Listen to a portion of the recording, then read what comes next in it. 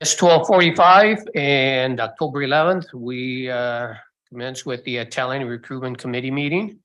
If I could have, we'll start with public comments. I don't know if there's anyone online because there's. we don't. No public comment. Then can we take off the agenda from now on? We can. Well, it's.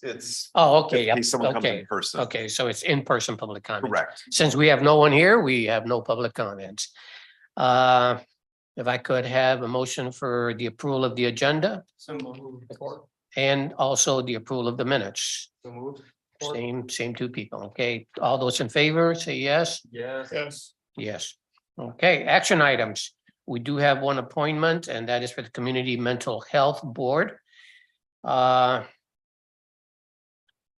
anybody like to make the motion? To make a motion to place in a nomination forward to the Board of Commissioners the names of Dorothy Hendricks, Cassidy Akins, and Justin Whitman. We have a second. Or And we'll open this one up for discussion. I believe, John, and I will ask at the board meeting as to if you can explain to the public why some of the other names below those are ineligible. And that's just for public knowledge, because we all know why. Yep, this is a primary consumer seat on the Community Mental Health Board, so the person has to be a consumer receiving services from CMH. Dorothy, Cassidy, and Justin are eligible because they are receiving services from CMH. The other applicants, 3 of them do not receive services. One of them does, but lives in Allegheny County. Okay, So that's why. okay. So when we say primary consumer, it's a person who's actually themselves receiving services. Correct. So we have commissioners, as you know, on that board, primary consumers, family members of primary consumers, and then the general public as well. The family primary consumer, that's a category, correct? Yes, family member is a separate category. And so we have, I don't know their names, but we have family members on the board. So it's separate from a primary consumer. But because there is a case, but that is a specific seat. Yep. Yeah, we have 2 family member seats on the board, 2 primary consumer seats on the board. So if a family member wanted that, they could apply and go through our interview process like any we other. have 2 secondary consumers on the board. Yeah, I think the secondary is the family Right, member. that's just to put a label to it. Yeah. Okay, is that the same, position we're talking about? Yep. Secondary consumer is the position that Kyle is talking Okay. about. yeah. Yep, correct. I think that's a great explanation, so we can maybe cover that at the regular board. Yep. Meeting, because I know that we've had some questions on that. Okay, so you have recommending, or the board has recommended, you have Dorothy Hendricks or as the preferred candidate, is that correct? Mhm. Okay, so I guess at this point, we need to vote on either Dorothy, Cassidy, or Justin. So we'll do a voice call on that, Jim, Dorothy. Dorothy. Kyle? Dorothy. And I will go with Dorothy as well. So that's who the committee will be voicing to our full board as well. Discussion items. I know that it says none on there, but we have had some thoughts on, we are expected to be looking at a lot of open commission and board seats between now and the end of December.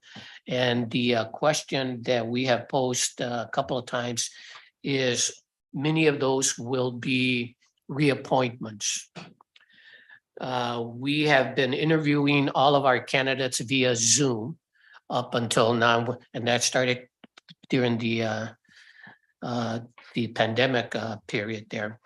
So one of the questions I brought up is, do we need to, according to policy, if I understand, John, is that applicants need to be reviewed by the Talent and Recruitment Committee members. And then at that point, we make a recommendation to the whole board.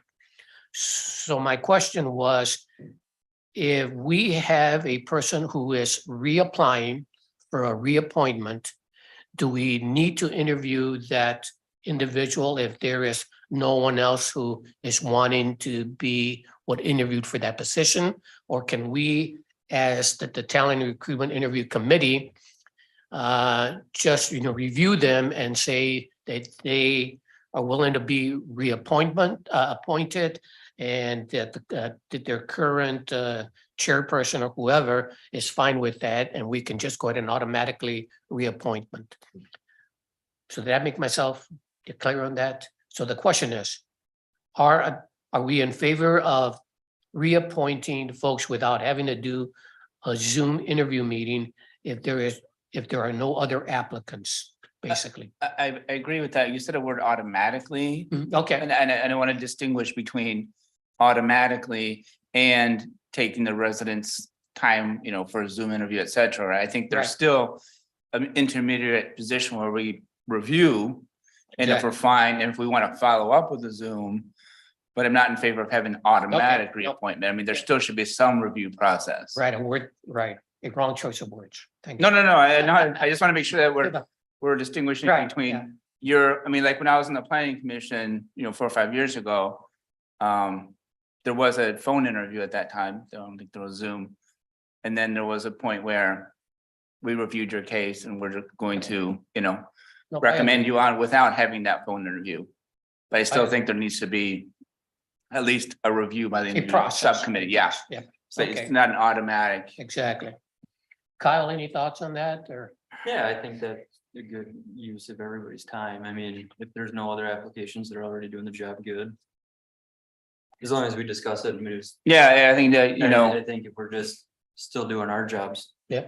But Jim, you okay with that as well? Yeah. So, so in a case where we do have a applicant who's reapplying, plus maybe an additional applicant, at that point, then we would interview both candidates or X number of candidates if there's more than one then. Does that make sense? that makes sense. And if there's no other, there's still at least a, paper review. And if we want to take an extra step. That's And possible. I I bring it up because I know, but that December might be a busy month for us with all of these, and I'm fine with being busy. But we know that when we do these Zoom meetings, they last 4 or 5 minutes. Right. And then Regina spends hours and days trying to organize Right, them. it's And the back work for schedule Regina them and that so we don't forth. need to do. so if we can save our staff time as well, I think that would be. I guess when you see when she sends you the applicants, if it's just the one that's trying to re-enlist, so to speak. Right. And there are no other applicants, you can let us know, hey, we're good without an interview. Right. And we Right. Put it right on Yep. the talent. I think that that's a good agenda. intermediate point between setting up an interview and taking everyone's time, especially staff time and resident time. Nope, Okay. that sounds fair. Okay, good. Any other comments or discussion items from the We need to vote on our nomination for this office. yes, I think we all just did. Didn't we already vote on them? we voted Dorothy. Yes, yeah, we voted for Dorothy. Senile. All right. See that there are no public comments or no one here. No more discussion items. I guess we're adjourned.